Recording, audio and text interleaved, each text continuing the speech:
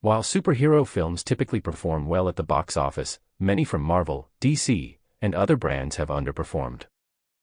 Some of these films centered around lesser-known comic book characters and didn't interest audiences unfamiliar with them. Others came from major studios such as Marvel and DC but still didn't attract many viewers for various reasons. Either way, there are many fantastic superhero movies that didn't receive the attention they deserved when they premiered. Here are the 11 best superhero movies that nobody saw. Number 10. The Hellboy series starring Ron Perlman was helmed by Guillermo del Toro, who delivered two phenomenal fantasy epics that gave comic book readers the Hellboy they had always wanted to see.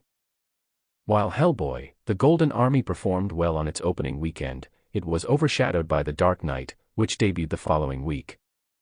The Golden Army received praise from critics and audiences, but it didn't fully deliver for the studio, and a third film was never made. It's unfortunate Del Toro never got to conclude the trilogy to follow up this creative sequel. Number 9.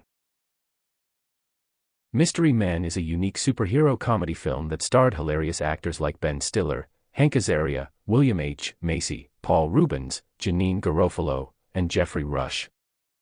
While the cast is excellent, the premise and plot were too bizarre for many viewers, and it received mixed reviews from audiences and critics, leading to it flopping at the box office. However, the film has become a cult classic, with many appreciating it for its zany and distinct take on the superhero genre. It's a funny film, but also a refreshing take on a genre that often plays it safe. Number 8. Birds of Prey is a film that fell victim to poor timing and poor marketing. While the film starred Margot Robbie as Harley Quinn, DC couldn't decide to advertise whether this was a Harley Quinn movie or a Birds of Prey one, leading to confusion. While it didn't have the best opening, it was also impacted by COVID-19, which shut down theaters a month after its release. Still, Birds of Prey is an entertaining film that features some of the DCU's best action sequences and a darkly comedic villain in Ewan McGregor as Black Mask. It's worth checking out, especially for viewers who love Robbie's portrayal of Quinn. Number 7. Darkman is a wholly original creation by director and writer Sam Raimi. The film stars Liam Neeson as Dr. Peyton Westlake, a man who develops superhuman abilities after a treatment gone wrong leaves him disfigured and subject to violent tendencies. It's an intriguing take on superheroes, as Darkman's obsession with vengeance makes his methods morally questionable.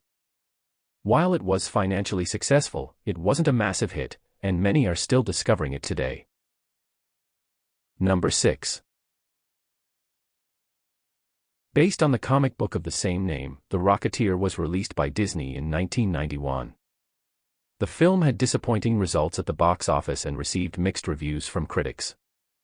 However, the film has received a cult following over the years, as many appreciate the charming, somewhat cheesy, but also energetic atmosphere that this film evokes. It includes great performances from Billy Campbell, Jennifer Connelly, and Alan Arkin, along with a phenomenal James Horner score. It's a film that's buried in the Disney vault, but it deserves to be sought out. Number 5.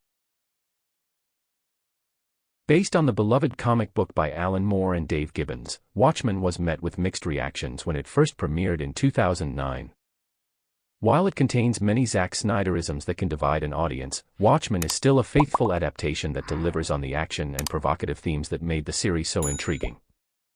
Still, the adaptation has found its fan base since then, especially among comic book readers and Snyder supporters, but that didn't help it from underperforming at the box office.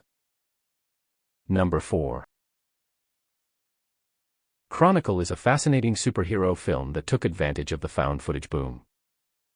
The film stars Dane DeHaan, Alex Russell, and Michael B. Jordan as friends who develop superpowers after being exposed to a mysterious object.